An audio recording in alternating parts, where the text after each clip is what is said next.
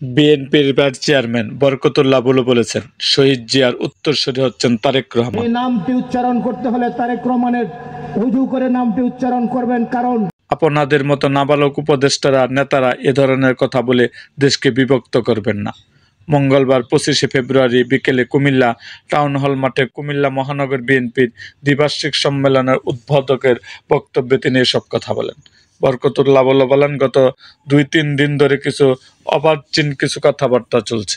তারা বলছে শহীদ প্রেসিডেন্ট জিয়াউর রহমান বাবা হলে ছেলেরাও কি নেতা হবে নাকি? আমি যেসব অবাঞ্ছিত বা নাবালক বাচ্চাদের বলতে চাই, বাংলাদেশে মহান স্বাধীনতার ঘোষক শহীদ প্রেসিডেন্ট জিয়াউর রহমানের সুযোগ্য পুত্র তারেক রহমান বাংলাদেশের বৃহত্তম রাজনৈতিক দলের চেয়ারপারসনের ছেলে।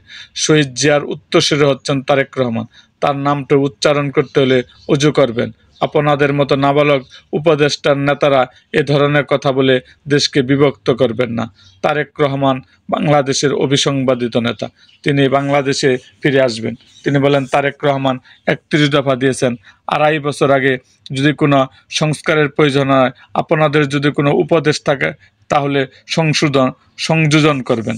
তিনি বলেছেন, বিএনপি যদি 280 সিটও পায়, বিএনপি এককভাবে সরকার গঠন করবে না। যারা আমাদের সঙ্গে আন্দোলন সংগ্রামে ছিল সবাইকে নিয়ে সরকার গঠন করবে।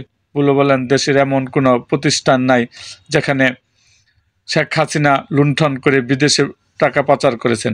এই টাকা ফেরত আনতে হলে আবার একটি ঐতিহাসিকভাবে জাতীয় সরকার গঠন করতে হবে।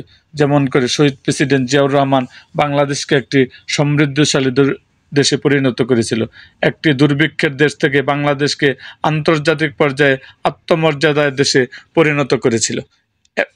এরকম আরও ভিডিও পেতে এবং রাজনৈতিক অঙ্গনের নানা ঘটনা ও ইতিহাস জানতে আমাদের মুক্তাগাছার ইতিহাস মিডিয়া ইউটিউব চ্যানেলটিকে সাবস্ক্রাইব করুন এবং পাশে থাকা বেল আইকনটি বাজিয়ে দিন।